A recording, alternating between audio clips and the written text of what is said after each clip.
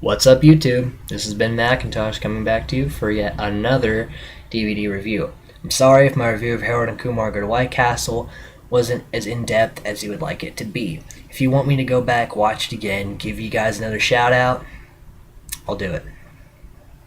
Now, this one I watched roughly a week ago, and I'm excited to review it.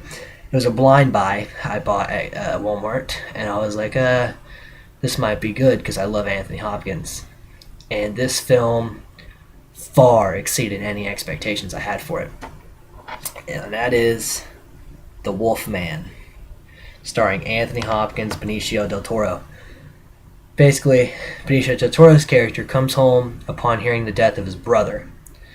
And his father, Anthony Hopkins, he has to live in the castle with him because apparently they're like a rich family. This is like in 1800s. His brother was like mauled by some animal beyond recognition, and he wants to find out who did it. So that's why he's in town. He's in town to find the killer of his brother.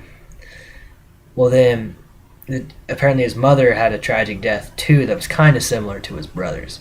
And it kind of goes, he's having like these weird flashbacks, and then he goes to a village and is attacked by this beast, which bites him. And then later he starts to transform into a wolf man himself.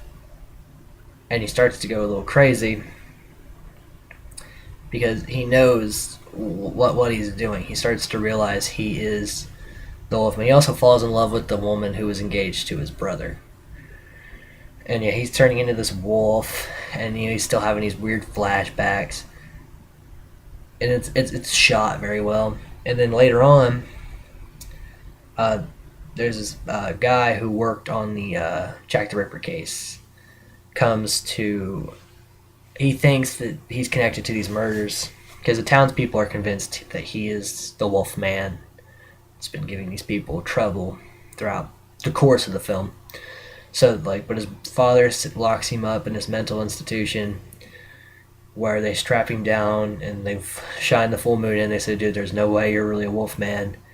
And while the psychiatrist is talking, he turns into the wolf man, kills a couple people, and then he escapes. And so then they're like, okay, he really is a wolf man. They freak out. And I thought that was an awesome part. That psychiatrist was a douchebag. And then everyone's running and he's still talking like there's nothing to be afraid of. And then he's like, throws him up there.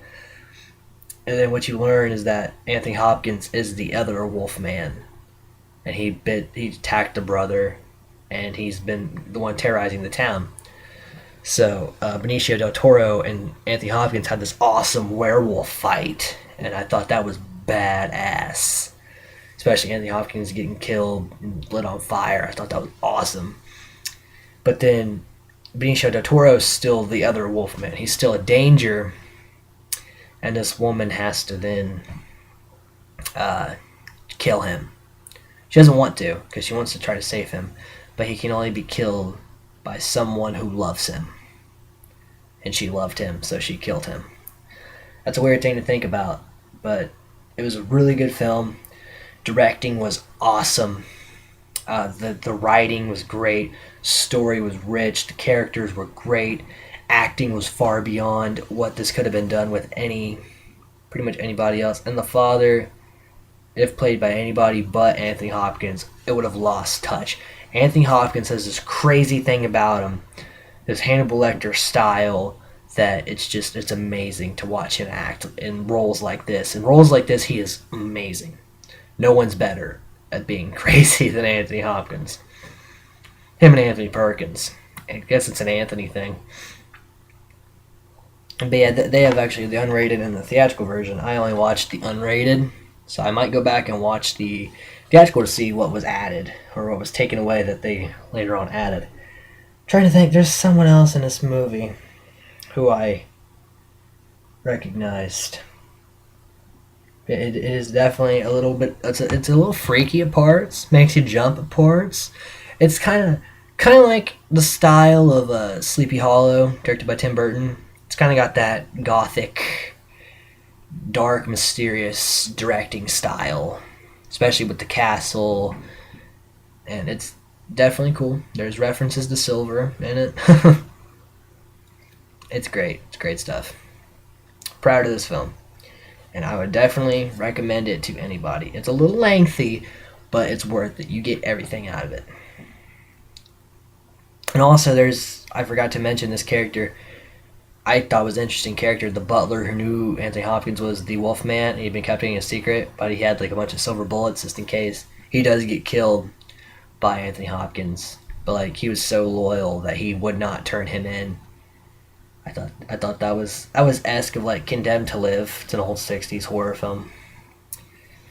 But yeah, it's definitely worth watching. So if you're looking for, if you ever have time in your day, like a good 2 hour time in your day, you want to see a really good werewolf movie or a good horror movie, a good drama kind of horror, then you check out The Wolfman.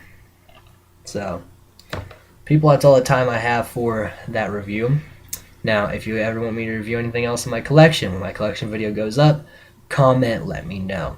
Also, any movie coming to theaters you want me to see, comment, let me know. I'll review it. And you know, if you ever find me on Facebook or something, I love to talk movies. So if you ever want to talk about movies, I'm your guy. But yeah, that's The Wolfman, and this is my review spot. Thank you all for watching. Ben McIntosh, signing out.